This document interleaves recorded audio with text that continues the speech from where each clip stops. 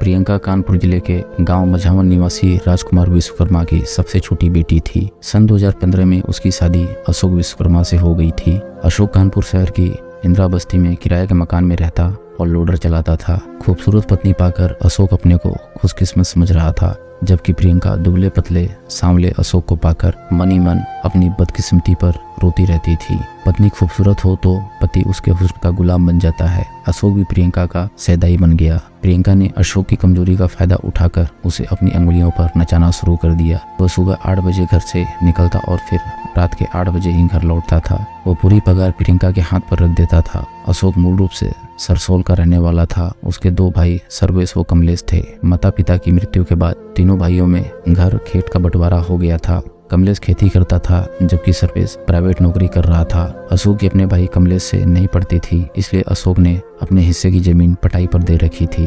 घर में प्रियंका को रोकने टोकने वाला कोई नहीं था। पहली बात तो यह थी कि पति कम कमाता था, ऊपर से वह स्मार्ट भी नहीं था, अतः वह पत्नी के दबाव में रहता था। प्रियंका को सिर्फ इस बात की खुशी थी कि पति उसकी जी हुजूरी करता है। अपनी दूसरी हसरतें पूरी न हो पाने की वजह से वह मनी मन खिन रहती थी। अशोक विश्वकर्मा का एक दोस्त था राकेश, हष्टपुष्ट हंसमुख व स्मार्ट। वह बिजली मैकेनिक था। वह इलेक्ट्रिक्स की दुकान पर काम करता था। जिस दिन अशोक काम पर नहीं आता था उस दिन वह दुकान पर पहुंच जाता। दोनों खाते पीते और खूब बतियाते। खाने पीने का इंतजाम राकेश ही करता था। एक सुबह अशोक ड्यूटी पर जाने को निकला तो राकेश को कहकर गया कि उसके घर की बिजली बार बार चली जाती है, जाकर फॉल्ट देख ले। दोपहर को समय निकालकर राकेश अशोक के घर पहुंचा तो उस समय भी बिजली नहीं आ रही थी। गर्मी के दिन थे और उमस भी खूब हो रही थी। पसीने से बेहाल प्रियंका अपनी साड़ी की आंचल को ही पंखा बनाकर हवा कर रही थी। उसका खुला वक्षस्थल राकेश की आंखों के आगे कामना की रोशनी बिखेरने लगा। राकेश को आया देखकर प्रियंका ने आंचल संभाला और चहकती हुई बोली, वाह देवर जी, शादी के दिन दिखे उसके बाद कभी घर नहीं आए, अब तो आ गया हूँ भाभी। राकेश मुस्कुराया, वह तो बिजली ठीक करने आए हो, तुम्हारे पास हम जैसे गरीबों से मिलने का वक्त कहाँ है। ऐसी बात नहीं है भाभी, काम में इतना व्यस्त रहता हूँ कि समय नहीं मिलता, फिर भैया से कभी कभी मुलाकात हो ही जाती है। राकेश ने अपने औजारों का थैला टेबल पर रखा और बिजली की लाइन पर नजर डाली। भाभी एक स्टूल तो दो। प्रियंका फटाफट स्टूल ले आई। स्टूल रखने को वह झुकी तो आंचल गिर गया। एक बार फिर से राकेश की आंखों में हुस्न की रोशनी कौन थी।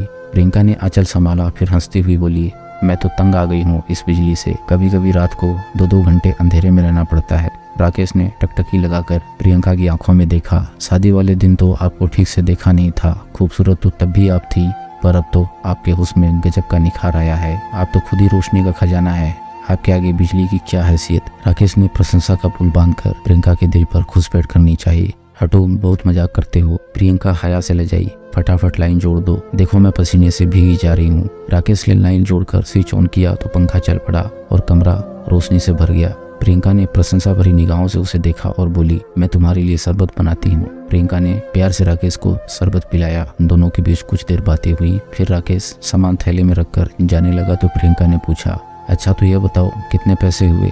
किस बात के। अरे तुमने बिजली ठीक की है। अच्छा भाभी, अपनों से भी कोई पैसे लेता है क्या। 1 मिनट में बेगाना बना दिया, देना ही है तो कोई इनाम दो। राकेश के होठों पर अर्थपूर्ण मुस्कान तैरने लगी। मांगो, क्या चाहिए। तुम्हारा प्यार चाहिए भाभी। पहली नजर में तुम मेरी आंखों में रच बस गई हो। दत्त, पहली बार में सब कुछ पाल लेना चाहते हो, कहकर प्रियंका ने नजरें झुका ली। ठीक है, दूसरी बार में पालूंगा, जब मुझे इनाम देने का मन हो फोन करके बुला लेना। राकेश ने एक पर्चे पर अपना मोबाइल नंबर लिखकर प्रियंका को दे दिया। उसके बाद अपना थैला उठाया और फिर चला गया। जब राकेश अपने प्यार का ट्रेलर दिखा गया तो प्रियंका के कदम क्यों नहीं बहकते। पूरी रात वह राकेश के बारे में सोचती रही। अभी 1 सप्ताह भी नहीं बीता था कि प्रियंका ने राकेश का नंबर मिला दिया। उसने फोन उठाया तो प्रियंका ने खनकती आवाज में झूठ बोला, बिजली फिर चली गई है, ठीक कर जाओ। राकेश इसी इंतजार में था। उसने भी सांकेतिक शब्दों में कहा, ठीक है भाभी, अपने हुस्न की रोशनी बिखेर कर रखो, मैं अभी आ रहा हूँ। राकेश दोस्त के घर पहुंचा तो बिजली आ रही थी। उसने चाहत भरी नजरों से प्रियंका को देखा जो मंद मंद मुस्कुरा रही थी। राकेश ने पूछा, भाभी झूठ क्यों बोला। झूठ कहाँ बोला। प्रियंका ने मद भरी नजरों से उसे देखा। बत्ती आ रही है पर मेरे मन में अंधेरा है, पंखा चल रहा है पर मैं अंदर से पसीने से तर हूँ। खुला आमंत्रण पाकर राकेश 2 कदम आगे बढ़ा और प्रियंका को अपनी बाहों में भर लिया। फिर तो कमरे में अनिति का अंधेरा गहराता चला गया। प्रियंका की चूड़ियां राकेश की पीठ पर बजने लगी और दोनों ने अपनी हसरतें पूरी कर ली। अविवाहित राकेश ने पहली बार यह सुख पाया था, इसलिए वह तो निहाल हो ही गया। प्रियंका भी राकेश की कायल हो गई। थकी सांसों वाले अशोक से वह पहले ही ऊब गई थी।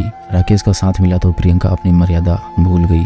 अवैध संबंधों का सिलसिला एक बार शुरू हुआ तो वक्त के साथ बढ़ता ही गया। जिस रात अशोक लोडर पर माल लाद कर दूसरे शहर जाता, उस रात प्रियंका फोन करके राकेश को घर बुला लेती। फिर रात भर दोनों रंगलियां मनाते। अशोक को इस बात की भनक भी नहीं थी कि उसका दोस्त उसकी बीबी का बिस्तर सजा रहा है। राकेश का बार बार अशोक के घर आना पास पड़ोस के लोगों को खलने लगा। उनके बीच कानाफूसी होने लगी कि राकेश और अशोक की बीबी प्रियंका के बीच नाजायज रिश्ता है। एक कान से दूसरे कान होते हुए जब यह बात अशोक के कानों तक पहुंची तो उसका माथा ठनका। उसने इस बाबत प्रियंका से जवाब तलब किया तो वह साफ होकर गई।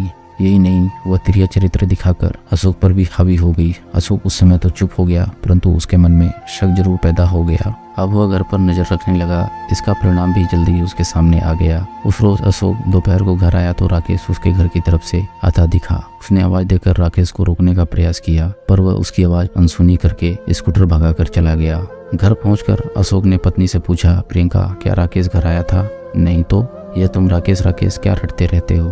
क्या तुम्हें मुझ पर भरोसा नहीं? क्या मैं बदचलन हूँ, वेश्या हूँ? हे भगवान, मुझे मौत दे दो। औरत के आंसू मर्द की कमजोरी बन जाते हैं। जब प्रियंका आंसू बहाने लगी तो अशोक को झुकना पड़ा। उसने वादा किया कि अब वह उस पर शक नहीं करेगा। आंसुओं से प्रियंका ने अशोक का शक तो दूर कर दिया, किंतु मन ही मन वह डर गई थी कि उसने राकेश को भी बता दिया कि अशोक उन दोनों पर शक करने लगा है। हमें अब सतर्कता बरतनी होगी। इंदिरा बस्ती में अशोक का एक किराएदार शिवा रहता था। एक रोज उसने बताया कि राकेश उसके घर पर अक्सर आता है। प्रियंका का उससे लगाव है। उसके आते ही प्रियंका दरवाजा बंद कर लेती है। बंद दरवाजे के पीछे क्या होता होगा यह तो तुम भी जानते हो और मैं भी जानता हूँ। इसलिए प्रियंका को समझाओ कि वह घर की इज्जत नीलाम न करे। शिव की बात अशोक को तीर की तरह चुभी। वह शराब के ठेके पर गया और जमकर शराब पी।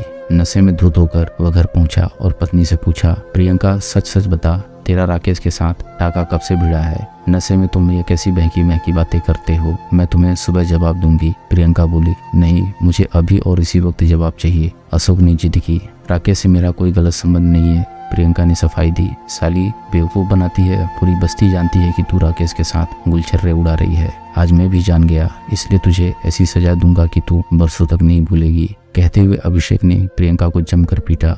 कहते हैं शक की विस्फेल बहुत जल्दी पनपती है। अशोक के साथ भी यही हुआ। दिन पर दिन उसका शक बढ़ता गया। आए दिन दोनों के बीच कलह व मारपीट होने लगी। कभी प्रियंका भारी पड़ती तो कभी अशोक प्रियंका की देह सुझा देता। इस कलह के कारण राकेश ने प्रियंका से मिलना तथा उसके घर आना बंद कर दिया था। अशोक राकेश को भी खूब खरी खोटी सुनाता था। कई बार उसने दुकान पर जाकर भी उसे सबके सामने जलील किया था। 9 जुलाई 2020 की शाम अशोक को पता चला कि दोपहर में राकेश उसके घर के आसपास मंडरा रहा था। इस पर उसे शक हुआ कि जरूर प्रियंका से मिलने आया होगा। अतः राकेश को लेकर अशोक और प्रियंका में पहले तू मैं हुई। फिर अशोक ने प्रियंका की पिटाई कर दी। गुस्से में प्रियंका थाने जाकर पति की प्रताड़ना की शिकायत कर दी। शिकायत मिलते ही थाना प्रभारी धनेश कुमार ने 2 सिपाहियों को भेजकर अशोक को थाने बुलवा लिया। थाने पर उसने सच्चाई बताई, परंतु पुलिस ने उसकी एक न सुनी और हवालात में बंद करा दिया।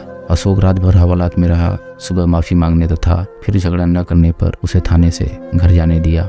पत्नी द्वारा थाने में बंद करवाना अशोक को नागवार लगा। वह मन ही मन जल भुन उठा था। 10 जुलाई की सुबह जब वह घर पहुंचा तो प्रियंका पड़ोस की महिलाओं से पति को पिटवाने और बंद करवाने की सेखी भकार रही थी। पति को सामने देखकर उसे सांप सूंघ गया। वह घर के अंदर चली गई। दोपहर लगभग 12 बजे दोनों में फिर राकेश को लेकर बहस होने लगी। इसी बीच प्रियंका ने दोबारा लॉकअप में बंद करवाने की धमकी दी तो अशोक का गुस्सा 7वें आसमान पर पहुंच गया। उसने कमरे में रखी लोहे की रोड उठाई और प्रियंका पर प्रहार करने लगा। रोड के प्रहार से प्रियंका का सिर फट गया। वह चीखते चिल्लाते घर से बाहर निकली और गली में गिर पड़ी। कुछ ही देर में उसकी सांसें थम गई। हत्या करने के बाद अशोक फरार हो गया। दोस्तों, अगर आपको कहानी पसंद आ रही हो तो वीडियो को लाइक करें और चैनल को सब्सक्राइब करें। हम ऐसी मजेदार कहानियां आपके लिए लाते रहेंगे।